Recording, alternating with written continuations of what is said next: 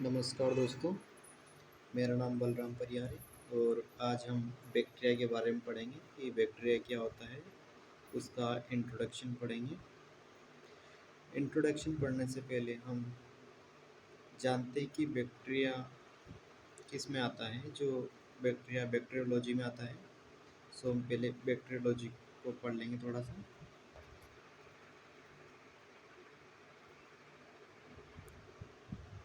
Bacteriology Bacteriology is the branch and specialty of biology that studies the morphology, ecology, genetics, and biochemistry of bacteria as well as many other aspects related to them.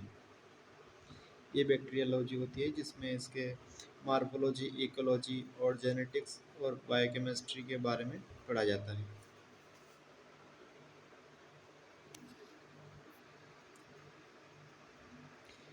अब bacteria क्या होता है ये पढ़ेंगे हम। Bacteria क्या prokaryotic and single cell organism होता है, स्मॉल इन साइज होता है, don't have nuclear membrane and also lack membrane bound organelle होते हैं, can be able to see by using microscope, जो ओनली माइक्रोस्कोप की मदद से ही देखे जा सकते हैं। ये बैक्टीरिया का नॉर्मल साइज है जिसमें capsule, cell wall, plasma membrane और साइटोप्लाज्म दिखाया गया है। अब इसी के बारे में और आगे पढ़ेंगे। Bacteria are found bacteria are found in everywhere habitat on earth. ये बैक्टीरिया सभी जगह अर्थ में पाया जाता है। Like growing in soil, acidic hot spring and deep earth crust, सभी जगह पाया जाता है। Bacteria cells are 10 time smaller than the eukaryotics. ये यूकैरियोटिक सेल से 10 गुना छोटा होता है। Cells and are typically 0.5 to 5.0 micrometer in length, जो 0.5 से 5 माइक्रोमीटर की लेंथ में होता है। There are 40 million bacterial cell in 1 gram. यहाँ पर 40 million bacterial cell 1 gram soils में होता है। And million in 1 million of water, और 1 मिलियन वाटर में होता है। अब इसकी थोड़ी सी हिस्ट्री पढ़ेंगे हम, जो मेन पॉइंट है। इन 1683 Anton von Leeuwenhoek described microscopic streaks and threads among his tiny animal. The streaks and threads remained named until 1773। 1683 में एंटोन वन ल्यूवेनहॉक ने डिस्क्राइब किया था स्ट्रिक्स एंड थ्रेड्स को और इसके जो टीनी एनिमल्स हैं, और इन थ्रेड्स को नेम दिया था 1773 में।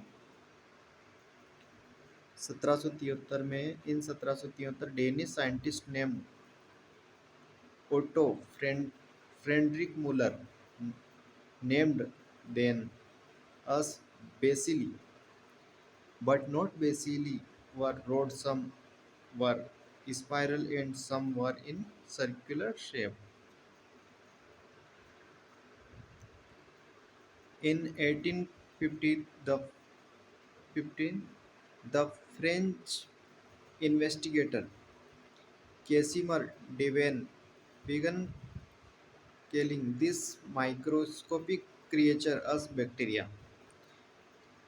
The derivatives also mean rods. Structure of bacteria. Bacteria में कौन कौन से स्ट्रक्चर होती है देखेंगे अब। कैप्सूल होता है जो क्या काम करता है, protective covering board of polysaccharide, protect it from phagocytic by larger microorganism. Cell envelope होता है जो the cell envelope is made up of 2 or 3 layer, the interior cytoplasmic membrane, the cell wall, and in some species of bacteria an outer capsule. Cell wall जो होता है composed of पॉलीसेक्यूराइड्स का बना होता है, gives the cell its shape and surround the cytoplasmic membrane, protection का भी काम करता है। अब साइटोप्लाज्म में क्या होता है, help in the cell growth, cell की ग्रोथ में मदद करता है, metabolism and also in replication में भी मदद करता है।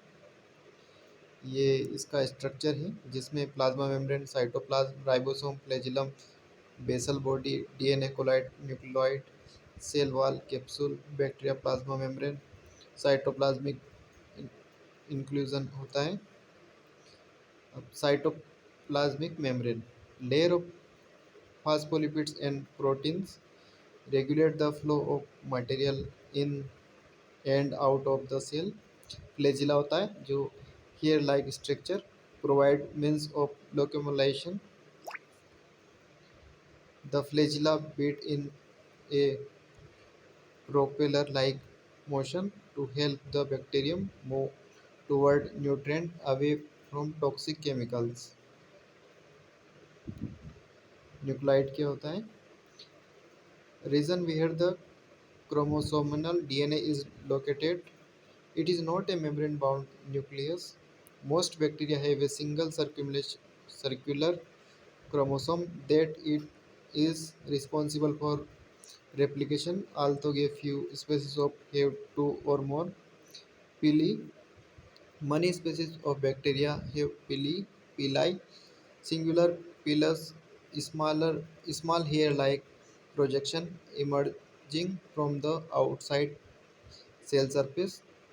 These outgrowths assist the bacteria in attaching to other cells and surface such as teeth, intestines।